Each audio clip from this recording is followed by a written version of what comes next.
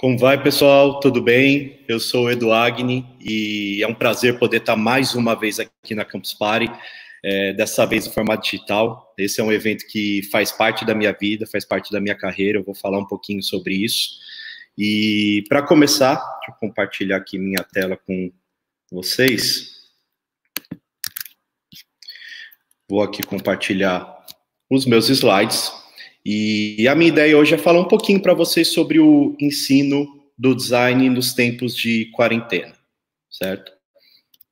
Só para me apresentar rapidamente para vocês, eu sou Edu Agni, eu trabalho como designer já faz bastante tempo, cerca de 17 anos, e eu comecei trabalhando como designer não somente digital, né? Fazia coisas impressas, fazia materiais físicos, mas com o tempo minha carreira foi se direcionando para o design digital, e eu já passei por muito tipo de empresa diferente, já trabalhei em empresa de brindes, já trabalhei em agências de design, de publicidade, de marketing esportivo, portais de conteúdo, fábrica de software, startup, então tenho uma experiência bem variada, né? Nos últimos 10 anos eu venho muito focado na área de user experience, né, de experiência do usuário, e atualmente eu sou fundador da Mergo, né, a Mergo que é uma escola focada em cursos na área de design, de experiência do usuário. Então eu vou contar um pouquinho dessa história para vocês, tá?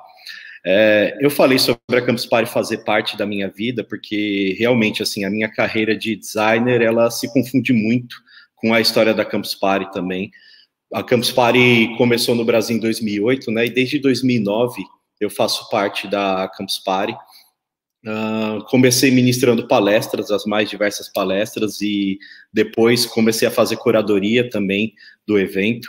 Então, nesse tempo todo, né, nesses anos aí que eu faço parte da Campus Party, eu já consegui ministrar aí 18 palestras e painéis diferentes.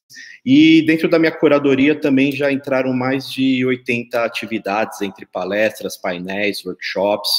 Então, eu digo que a história da Campus Party se confunde também com a minha carreira de designer, né? Eu sempre gostei de trabalhar com eventos, com curadoria, cheguei a fazer curadoria para muitos outros eventos, como Fórum E-Commerce Brasil, 7 Masters e Masters Intercom, DexConf, UX Team Summit, eventos da UXPA São Paulo. Então, essa coisa da curadoria, essa coisa de selecionar conteúdo sempre fez parte da minha vida também. E uma outra história que se confunde aí com a minha carreira de designer é a minha história como professor, né? Já fazem muitos anos que eu ministro aulas, tanto de tecnologia, informática, quanto de design. Cerca de 15 anos, eu comecei a dar aulas em 2005. É claro que não comecei dando aulas de design, né? Eu não tinha tanta experiência em design na época, eu comecei quase que simultaneamente a trabalhar como designer e dar aulas, né? Mas eu comecei a dar aulas há 15 anos e essa é uma experiência que para mim sempre foi especial, poder transmitir conteúdo para as pessoas, poder compartilhar um pouco de conhecimento, de experiências, né? Então, a minha história como professora, ela começou há 15 anos, na área de tecnologia, na área de design digital. Eu comecei dando aulas de informática, propriamente dito, né? Então, ensinava informática básica, depois de um tempo comecei a ensinar ferramentas de design, e no começo eu ensinava muito crianças e adolescentes, né? Eu trabalhei nessas escolas de informática que a gente conhece aí pelos bairros, e as turmas para quem eu dava aula normalmente eram compostas, né, de crianças, de adolescentes, então é um processo pedagógico comum, como a gente vê nas escolas tradicionais, né? Só que depois de um tempo, aproximadamente ali em 2009, né, eu fui parando de dar aula para crianças e comecei a dar aula para adultos, né? Isso é uma dinâmica completamente diferente, porque quando você dá aula para crianças, você tem um processo, quando você dá aula para adultos, você tem um processo bem diferente, né? E hoje a gente nomeia isso por duas vertentes, né? A pedagogia e a andragogia, né? Não são coisas opostas, né? Não são coisas que brigam entre si, ambas têm relação com o ensino, mas a pedagogia e a andragogia, elas dizem respeito há formas de ensino diferentes. A pedagogia é quando a gente faz o ensino de crianças e adolescentes. A andragogia tem relação com o ensino de adultos. Mesmo quando eu dava aula de informática, em escolas de informática, eu tinha as minhas turmas de crianças e adolescentes, mas essas escolas tinham uma modalidade que eles chamavam de aula VIP, onde um aluno contratava o professor para dar uma aula particular. E normalmente essas aulas eram feitas para adultos. E eu comecei a perceber que era uma demanda muito diferente. Enquanto para as crianças e adolescentes eu seguia um cronograma, ensinando, passando conteúdo, determinando como seria o processo de ensino, para os adultos eles traziam a própria demanda, eles traziam a própria necessidade prática, eles direcionavam muito o que eles gostariam de aprender, né? Então, quando a gente fala em pedagogia, a gente está falando de um processo de ensino mais top-down, né? Então, você tem a figura central ali do professor que ele vai guiar essa experiência de aprendizagem, né? Então, o professor é que decide o como, quando, o que as crianças vão aprender num determinado conteúdo, né? É claro que não necessariamente é sempre esse modelo top-down, tem outras abordagens de pedagogia que trabalham mais a autonomia das crianças também, né? Vários educadores, em destaque para o Paulo Freire, né, trabalhavam essa questão da autonomia, mas de modo geral é um processo mais top-down, né? Você, quanto professor, guia o processo de aprendizado e determina o que e quando a criança vai aprender.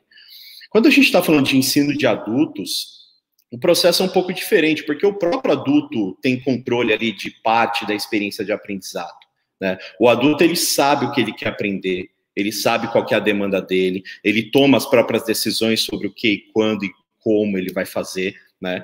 E, basicamente, o papel do professor acaba sendo de mentorar esse aprendizado, de dar as direções dentro daquilo que o adulto espera, né? Então, a gente tem o papel de motivar, a gente tem o papel de ensinar e principalmente, de mostrar como que o adulto pode aplicar aquilo na prática, né? O ensino para adulto, normalmente, ele está relacionado à realidade profissional dessas pessoas. Então, elas procuram aprender alguma coisa, normalmente, para aplicar na sua profissão, no seu dia a dia de trabalho. Então, é um processo um pouco diferenciado, né? Eu dei aula para crianças e adolescentes até 2008, a partir de 2009 eu me concentrei no ensino de adultos, e eu dei aula em muitos lugares diferentes, comecei a criar cursos diferentes, dei aula para a Escola de Comunicação do Centro do Portal Comunique-se, dei aula no Centro Cultural Ruth Cardoso da Prefeitura de São Paulo, dei aula no SESC, então eu comecei a ter essa experiência bem diferenciada, e claro, eu tive que aprender muitas abordagens, muitos métodos diferentes para fazer isso, né? E aí começa a história da Mergo também, que é a minha escola, focada no ensino de design. A Mergo existe já há 7 anos, né? Eu comecei a Mergo em 2013, foi quando eu comecei a desenvolver os meus próprios cursos de design e ministrar com a minha autonomia, com o meu modelo de ensino.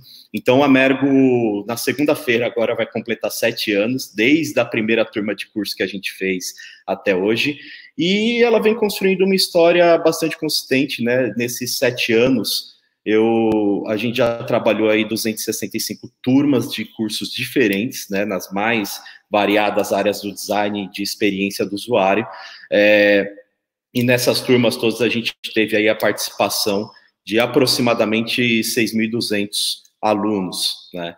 Então, eu tenho um certo orgulho de dizer que a gente contribuiu bastante para a construção do mercado de design no Brasil nesses últimos anos, né? E o processo de ensino de design, né, para adultos, ele também segue esse processo onde os alunos precisam de um conhecimento para que possam fazer essa aplicação prática no dia a dia de trabalho. Então, a gente desenvolve diferentes temas de cursos, diferentes temas de treinamento, e a interação ela é um pouco diferente do que a gente vê nas escolas tradicionais, onde normalmente você tem ali alunos em carteiras, virados para o professor, recebendo conteúdo, cuidando das suas próprias tarefas. O ensino para adultos e o ensino de design, ele depende muito da aplicação prática. Ele depende muito não só do aluno receber a teoria, que é o que dá o embasamento para ele, mas de ele perceber como ele pode desenvolver aquela metodologia, e para isso a gente cria situações, simulações de momentos ali que representam práticas de mercado para que a gente possa fazer com que esses alunos desenvolvam em grupo essas atividades. Na Mergo, eu sempre me baseei em 3 pilares, que são os pilares do Design Thinking, né, que é o processo de empatia, que não diz respeito a, como muita gente diz, se colocar no lugar de outra pessoa, mas você adotar o ponto de vista de uma outra pessoa. O design é uma área de resolução de problemas, o design não é um departamento, o design não é exatamente uma disciplina, é uma disciplina, mas o design ele é muito mais uma cultura, né? Então, é uma cultura de resolução de problemas. Então, para eu resolver o problema de uma pessoa, logo, eu não posso adotar o meu próprio ponto de vista na resolução desse problema. Eu preciso entender o ponto de vista de quem vai ser o usuário do produto que eu vou construir para fazer esse trabalho fluir. Então, a gente sempre trabalhou práticas para desenvolver a empatia, a colaboração, que é um processo extremamente importante, porque no mercado de trabalho, normalmente você está trabalhando com outras pessoas, está colaborando com outras pessoas, está construindo produtos e serviços a partir de times que desenvolvem esses processos. Então, a gente sempre tentou simular essas práticas também no nosso modelo de ensino, de colaboração, de as pessoas trabalharem em equipe, de elas definirem em conjunto e em consenso os processos que elas pretendem desenvolver, e também muito focado no processo de experimentação, de você testar as ideias na prática. Esse processo de experimentação, ele visa eliminar riscos, ele visa proporcionar um aprendizado muito mais objetivo, né? Você reduz a curva de aprendizado quando você testa e experimenta alguma coisa. Então, o nosso ensino, ele sempre foi muito baseado nesses 3 pilares. Porém, esse ano todo mundo sabe o que aconteceu, todo mundo sabe a história, né? A gente entrou num processo de quarentena devido à pandemia do coronavírus, né? E acho que foi no dia 16 de março, né, que veio a determinação da Secretaria da Educação de que as escolas deveriam parar, literalmente, de fazer as suas atividades presenciais, né? E a Mergo, além da escola, né, além dos cursos, a gente sempre realizou uma série de atividades presenciais, né? A gente organiza vários eventos, a gente organiza vários encontros, a gente tem as aulas presenciais, mas depois ali, na segunda quinzena de março, a nossa sala ficou assim, né? Ou seja, a gente começou a ser impedido de fazer, não literalmente impedido, é uma vontade nossa também não fazer presencial nesse momento, né? É importante a gente colaborar e fazer a nossa parte para não proliferar essa pandemia, para tentar achatar ali a curva, mas isso para a gente representou um grande impacto, né? Porque como que uma escola que sempre trabalhou com práticas presenciais, né, que sempre trabalhou reunindo pessoas para que elas pudessem colaborar, pudessem desenvolver na prática o seu conhecimento, como que a gente vai trabalhar a partir disso? Então, a gente precisou se reinventar e a gente precisou procurar novas formas de transmitir o conhecimento que a gente se propunha a fazer. E, logicamente, todo mundo começou a trabalhar de forma remota, todo mundo começou a trabalhar em home office, todo mundo começou a usar os recursos tecnológicos para se conectar e trocar experiências. E aí a gente pensou, o ensino online é uma opção? Eu já tive uma experiência de ensino online, né? Desde 2014 eu tenho um curso online publicado na plataforma da Tintec. Então eu gravei essas aulas, são aulas gravadas, onde eu passo teorias e onde eu explico como que as pessoas podem realizar práticas e passo desafios, mas efetivamente eu não acompanho os alunos, né? Essa foi a minha única experiência de ensino à distância até então. Com aulas gravadas, onde eu tive que preparar um cronograma que previa desafios, mas efetivamente eu não acompanho todos os alunos que fazem esse curso, eu não sei nem quantas pessoas fizeram esse curso, eu não tenho um contato direto com as pessoas, a não ser aquelas que me mandam mensagens diretas, né? Eu não sou contra o ensino online, nunca fui contra, na verdade, mas eu não enxergava uma forma online de reproduzir aquilo que eu fazia presencialmente, né? Mas eu acredito muito que cada pessoa tem o seu próprio processo cognitivo, né? Então, as pessoas, elas usam seus canais de captação de estímulos, os seus sentidos, para captar as informações e para aprender. Isso é o processo cognitivo. Então, tem pessoas que são mais visuais, tem pessoas que são mais auditivas, tem pessoas que são mais sinestésicas, ou seja, precisam meter a mão na massa ali e sentir o que estão fazendo, né? Então, eu acredito que as diferentes formas de ensino contemplam os diferentes processos cognitivos. Tem pessoas que se dão bem de uma maneira mais autodidata, assistindo um vídeo e aprendendo por conta própria, mas tem pessoas que têm uma certa dificuldade em não estar colaborando, em não estar praticando em conjunto aquilo que se está aprendendo, né? E, logicamente, que se a nossa ideia fosse simplesmente pegar as nossas aulas presenciais, transformar em palestras virtuais, né?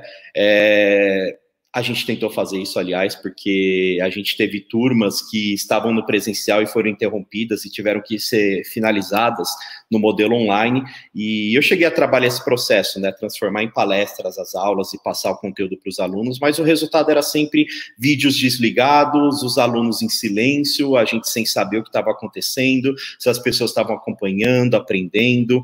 Então era um processo complicado, porque na nossa sala a gente tinha todo esse processo de acompanhar do lado do aluno, de passar esse conhecimento, de dizer onde ele estava errando ou acertando. E os alunos colaboravam entre si, eles trocavam experiências. Eu sempre dizia para os alunos que mais importante do que o conteúdo que eu estava passando para eles era justamente a troca de experiência que eles tinham, a colaboração.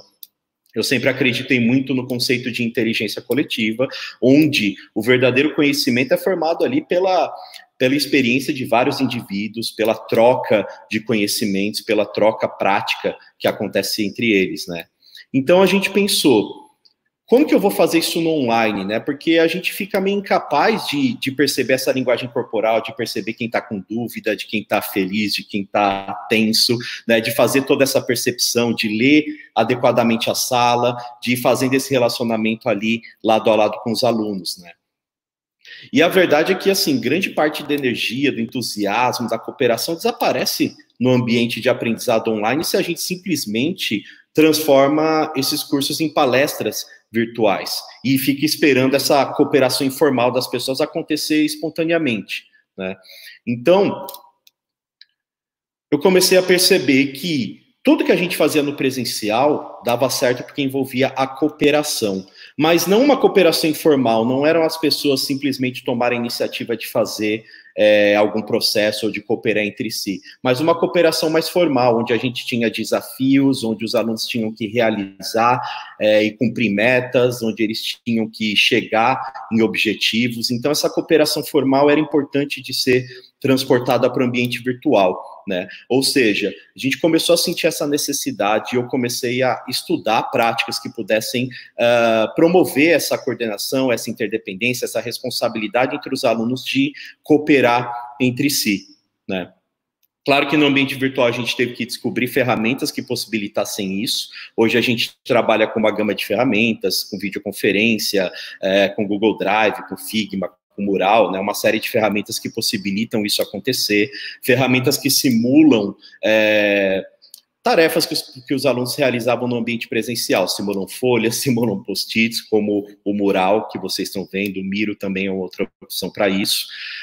Ferramentas como o Zoom trazem funcionalidades que permitem a gente separar os alunos em grupo para que eles possam ter essa experiência conjunta de troca, de tarefas coordenadas, simultâneas e colaborativas. Então, a gente começou a estudar muito essas ferramentas e começou a perceber como que a gente poderia transportar esse ensino presencial para o online de uma forma que fosse mais efetiva para quem tem esse processo cognitivo dependente da colaboração, né? Então, eu comecei a estudar alguns elementos-chave de aprendizagem cooperativa formal para a gente transportar para o meio virtual, né? A primeira delas é a interdependência positiva. Então, assim, cada aluno, para o seu processo de aprendizado, depende da contribuição, da inclusão e do sucesso dos outros membros do grupo, né? Então, eles fazem um trabalho interligado, eles fazem um trabalho cooperativo para concluir as suas tarefas, para resolver um problema, para apresentar um projeto. Então, a gente consegue, através dessas ferramentas virtuais, definir essas metas, definir esses objetivos dos alunos, onde, em conjunto, eles têm que fazer brainstorms, eles têm que trocar experiências, e o trabalho final é feito pelo grupo, né? Então, o grupo, para ter sucesso, depende que cada membro tenha sucesso. A responsabilidade individual de cada aluno nesse processo é muito importante. Então, o trabalho de cada aluno, a criação do próprio produto, vai ser avaliado pelos outros alunos, vai ter essa troca de experiência entre os alunos. Então, atividades como essa que a gente vê aqui, que foi a criação de um mapa de empatia, onde é necessária essa colaboração conjunta dos alunos, cada um traz a sua experiência individual, para que depois eles juntem tudo e criem uma coisa maciça ali, uma coisa que possa ser conjunta e bem formatada. O processamento em grupo é muito importante, então cada membro, a partir daquilo que eles fazem, eles fornecem feedback um para o outro, né, os feedbacks construtivos, e eles vão contribuindo um com o processo de aprendizado do outro. Então isso é muito importante, como atividades de prototipação que a gente proporciona, e os alunos geram ideias e apresentam, e os outros alunos precisam trazer essa contribuição, precisam trazer esses feedbacks. A interação cara a cara é muito importante, né? A gente tem que aproveitar que a gente está em videoconferência e que os alunos estão ali ao vivo para que eles possam se ver também, para que eles possam conversar. Então, a gente precisa estipular momentos onde a gente não vai estar vendo slide, a gente não vai estar vendo atividade prática, a gente vai estar um vendo o outro e trocando essa experiência e apoiando e compartilhando as ideias e trocando essas interações e conversando. Esse é um momento muito essencial para a gente executar no momento que a gente está no ensino online. Eu acho que essa colaboração, essa troca, esse olhar, ver que você está lidando ali com pessoas reais é muito importante.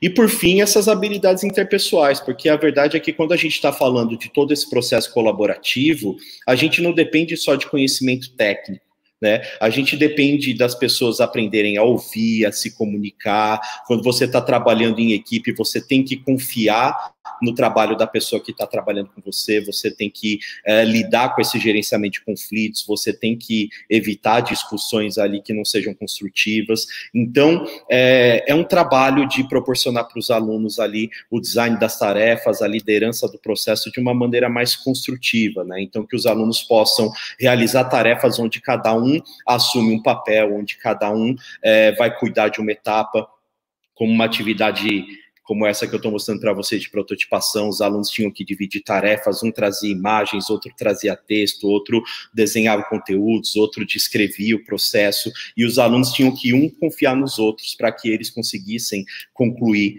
todo esse processo. Então, quando a gente fala, né, é possível ensinar design em tempo de quarentena?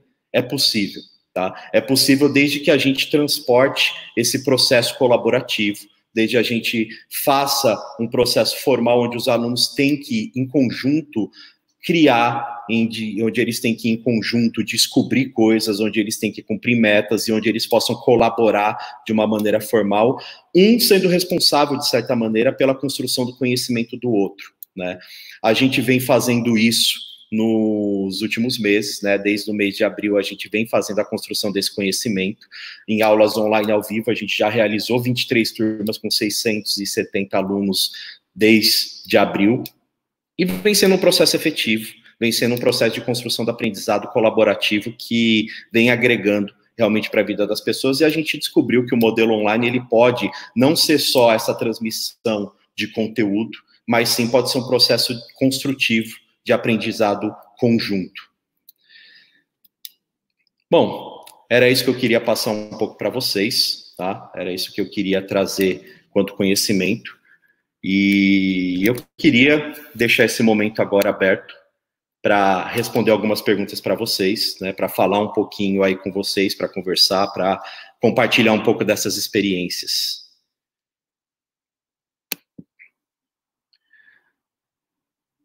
O Alexandre falando que gostou do conceito que o design é uma cultura de resolução de problemas, né? A gente sempre tem esse problema com o design, né? De ele ter ganhado uma conotação mais estética nos últimos tempos, né? Então, as pessoas muitas vezes associam o design à estética e não a projeto. O design ele é um projeto de resolução de problemas, né? Nosso desafio não é criar funcionalidades de produtos, mas aprender a resolver o problema das pessoas. Eu acho que isso é uma mentalidade essencial para quem quer trabalhar com design. Legal. O Jefferson está falando, nunca mais vai ser a mesma coisa. Com certeza que o ensino online ele não é a mesma coisa do presencial, né? A gente tem vantagens e desvantagens em ambos os formatos, tá? Mas é importante a gente se adaptar aos novos tempos, realmente. Eu não vou citar o termo novo normal, porque eu acho péssimo, mas a verdade é que a gente está vivendo um novo contexto e a gente não pode parar de aprender, então é importante realmente que a gente descubra formas de fazer isso, e ambos os modelos têm vantagens e desvantagens. O ensino online vem proporcionando, principalmente, a acessibilidade para pessoas que antes tinham uma dificuldade de participar de certos cursos e treinamentos, né? Isso vem sendo bem legal, pessoas do Brasil todo participando em conjunto e trocando experiências, isso enriquece bastante o processo, né? Que mais? A Kátia falando, infelizmente eu comecei a estudar design na quarentena e não tive a oportunidade de fazer um curso presencial. Deve ser incrível. O calor humano, né? O presencial ele traz esse calor humano realmente, assim, a gente consegue fazer a leitura das pessoas no presencial de uma maneira diferente do online, né? No online a gente precisa ativar outros tipos de recurso para a gente perceber como as pessoas estão, como está o ânimo dessas pessoas. Então, a gente depende de propor modelos de interação que a gente consiga fazer a troca de experiência mesmo sem estar ali presencialmente nesse calor humano, né? Eu não pretendo deixar de fazer o ensino presencial quando voltar a ser possível, mas eu também não pretendo parar de fazer o modelo online, porque ele trouxe muitas descobertas e aprendizados para a gente que acabou agregando muito em modelo de conhecimento, né? Kátia está falando que incrível, do parabéns pelos 7 anos da MEG, muito obrigado, Kátia. Quem mais? Tem mais perguntas aqui. O Adriel, olá, boa tarde, me chamo Adriel do Nascimento, sou de Feijó, no Acre, vim da Renapse. Desde já quero dizer que considero o tema abordado de suma importância para a nossa aprendizagem. Com certeza, eu acho que todo esse conhecimento sobre cooperação, sobre colaboração online, ele diz respeito nem somente à prática do ensino, né?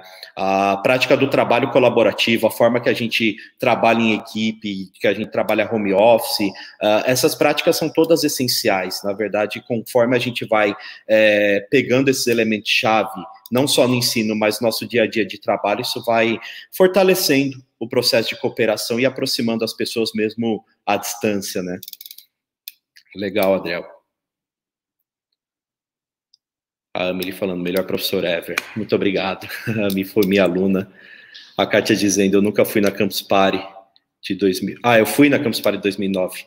A Campus Party de 2009 foi... A de 2008, 2009, 2010 era um momento muito especial, porque começou a juntar as pessoas que tinham contato só no online, né? Pessoas que só se viam virtualmente começaram a se ver presencialmente pela primeira vez, e tinha momentos como o batismo digital, que era um outro momento, uma outra época, mas foi um encontro realmente marcante. Michele falando, boa tarde, como uma pessoa com experiência, você poderia comentar sobre como é o mercado para designer? Eu achei sua pergunta um pouco genérica, como é o mercado para designer de modo geral, você diz nos tempos de quarentena. Hoje tem muitas empresas que, né, foram bem impactadas por esse momento de quarentena, né? A gente vê muitos times sendo desfeitos, mas ao mesmo tempo a gente vê muitas empresas se remodelando, né? Se adaptando a esse processo. A gente vê alguns mitos caindo, né? Como, por exemplo, o trabalho home office, que muita gente questionava e hoje a gente vê que pode ser efetivo. Tem muitas empresas se adaptando às mudanças mais do que seguindo um plano, isso vem sendo bem importante. E o mercado de design, ele deu uma queda nesse momento de quarentena, mas a partir do momento que as empresas vão se reinventando, vão descobrindo seus modelos, a gente vê isso se fortalecendo e as empresas estão voltando a contratar. Aos poucos a coisa vai se aquecendo de novo, né? Acho que tem mais uma pergunta. Kátia falando, Edu, parabéns pelo seu trabalho, sua história e vontade de seguir novos desafios tem sido esclarecedor para a comunidade de designers. Obrigado, espero que esses conhecimentos que eu pude compartilhar possam ajudar não só pessoas que estão ensinando, como que estão aprendendo também e trabalhando de forma remota. Eu acho que isso é muito importante, essa colaboração mútua, né? É um momento que todo mundo tem que pegar na mão de todo mundo e se ajudar, né? Obrigado. Damian falando, parabéns pela carreira, faz tempo que estou querendo fazer UX na Mergo. Estamos sempre de portas abertas, se precisar tirar qualquer dúvida, podem falar comigo, podem mandar um e-mail em edu@mergo.com.br, a gente vai trocando ideia. Nas redes sociais vocês me encontram como Eduagni também, então podem me adicionar e a gente vai mantendo essa conversa ativa. Obrigado, Damian. A Thaís, boa tarde, eu tenho interesse em fazer uma faculdade e trabalhar como designer, mas eu queria saber se atualmente, em questão de lucro e emprego, se vale a pena fazer o curso. Cursos não dão emprego, tá? Isso é importante a gente frisar. Cursos dão direção. Então, tanto fazer uma faculdade quanto fazer um curso livre vai reduzir a sua curva de aprendizado, porque vai te dar um conhecimento estruturado para você seguir, né? Então, claro que a gente tem que dosar isso nos tempos atuais, mas é importante a gente ter um conhecimento estruturado, né? Mais alguma? Acho que o nosso tempo acabou aqui, o Miguel. Tenho pensado bastante em estudar design e essa live realmente está me convencendo, live incrível. Obrigado, Miguel, e espero que isso te motive a seguir também nos seus estudos. Seus conhecimentos são fazer uma grande diferença na minha vida e no meu trabalho. Obrigado, Amanda, espero que realmente ajude, que realmente possa colaborar. E eu acho que o nosso tempo acabou aqui, então queria agradecer a presença de vocês e estou à disposição aí nas redes para a gente seguir essa conversa, tá certo? Obrigado, gente, e até a próxima.